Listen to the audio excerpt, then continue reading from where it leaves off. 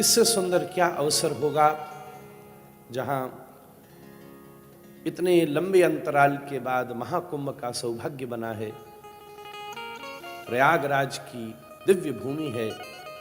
श्री गुरु कार्ष्णिक कुंभ का ये मंगलमय शिविर है। महाराज जी का सानिध्य है। व्रज से ये दास पहुंचा है। यही अवसर है श्रीमद् भागवत के प्राणाधार हृदय श्री गोपी गीत की दिव्य भाव भंगिमा पर कुछ कहने का।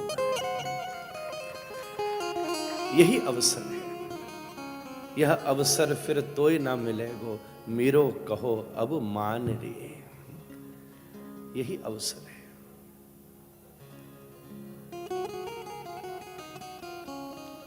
प्रयाग तीर्थराज हैं। दास सुबह छोटी सी एक बात कह रहा था। राजा की शोभा, राजा की पहचान उसके मस्तक पर चढ़े हुए मुकुट से होती है। प्रयाग तीर्थ हैं और उसके मुकुट हमारे सामने बैठे हुए हैं। संत वृंद के रूप में उस संत वृंदों के मुकुट की भी जो मणि है महाराज, कोई मुकुट लगावे जब तो पता चले राजा है, महाराज है। अगर वेशभूषा में अंतर पड़ जाए तो पहचानते हुए भी कई बार पहचान नहीं हो पाती। वासम प्रधानम खलु योग्यता छ। सुंदर वेशभूषा हो। अब पूज्य पिताजी कहते समुद्र मंथन हुआ, नारायण सजे धजे खड़े थे तो लक्ष्मी मिल गई। बाबा अर्धंग खड़े थे तो देवता बोले जहर आप ही पचाओ बाबा। कहू ने ना कहा नारायण जहर आप ले लो। बाबा खड़ी बिल्कुल अवधूत तो बोले जहर तो आप ही ले सको महाराज।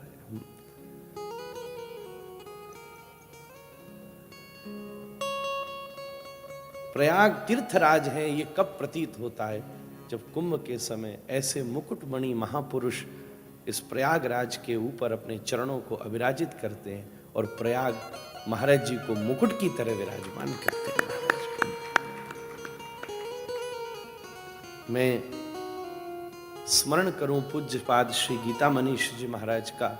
आपने दास पर कृपा करके जब स्मरण किया और आज्ञा की कि पहुंचना है, उसी समय एकदम मन में एक गुत्थी सी चल पड़ी। ये चिंतन चल पड़ा। कोई हलवाई होगा तो सोचेगा महाराज जी के लिए सबसे बढ़िया मिठाई बना के ले जाओ। कोई सुनार होगा तो सोचेगा कोई बढ़िया आभूषण बना करके ले जाओ। कोई वस्त्र का जानकार होगा तो सोचेगा कोई सर्वोत्तम वस्त्र महाराज जी के लिए, वो चाहे वो सबसे वो ऊपर हो, कोई आवश्यकता न हो, क्या देवेंगे हम उन्हें।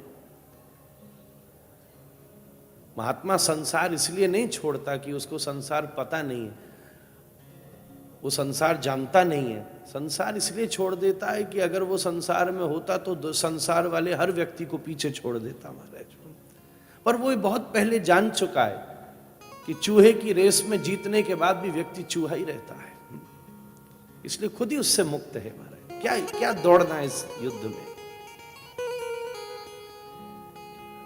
कोई कुछ सोचेगा, कोई सोचेगा महाराज जी प्रयोग में लेंगे तो कोई बढ़िया सा इत्र सबसे सुंदर वाला ले जाऊं, या महाराज जी किसी को दे देंगे।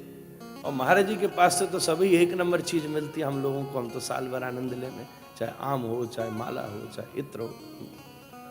जैसे पूज्य श्री गीता मणि जी महाराज ने दास पर आज्ञा करी तो सब जैसो अपनी अपनी सोचें, हमने भी अपनी खोपड़ियां घुमाई कि अपनी श्रीमद् भागवत की ये जो दिव्य रसपीटिका है, ये जो हम लोग गोसाई ठाकुर जी को श्रृंगार करें, श्रृंगारी लोग हैं, ये जो हमारी दिव्य साहित्य, व्याकरण, वेदांत, वैशेषिक, मीमांसा आदि सबसे आपूरित ये जो विशुद्ध दिव्य श्रीमद् भागवत की श्रृंगार पेटिका है, जिससे श्रोताओं के रूप में विराजमान श्री राधारमण लाल का हम लोग श्रृंगार करते हैं।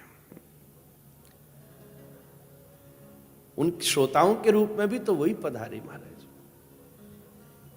तो एकदम मन में बात आई कि इस श्रृंगार पेटी का सबसे सुंदर आभूषण तो ये दिव्य श्री गोपी गीत ही है महाराज। क्यों ना इसी को श्री महाराज जी को अयोग्य होते हुए भी उन्हीं की कृपा बल से प्रदान करूं। जैसे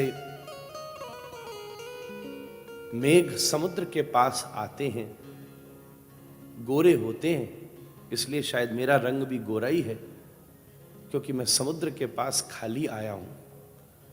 मेघ समुद्र के पास आते हैं और अपनी सूर्य के तीव्र ताप से समुद्र का जल वाष्प बन करके जब खिंचता है तो मेघों को आसन लेकर के विराजमान हो जाता है और वो श्याम वर्ण के हो जाते हैं। और थोड़ी देर में वही समुद्र से प्राप्त हुए उस जल को कभी कभी ऐसा लगता है कि जाते समय कहीं ना कहीं किसी दूसरे मेघ से टकरा करके उसी समुद्र के ऊपर परिवर्षित कर देते हैं। मैं कहाँ से और से लाऊंगा? ये मेघ जिस समुद्र से जल भरता है, कभी कभी अवसर मिलता है कि गीता मनीष जी महाराज की ऐसी कृपा हो गई, टकरा गया कि वो उस मेघ फिर से उसी समुद्र के ऊपर परिवर्षित करने के लिए यहाँ उपस्थित हुआ।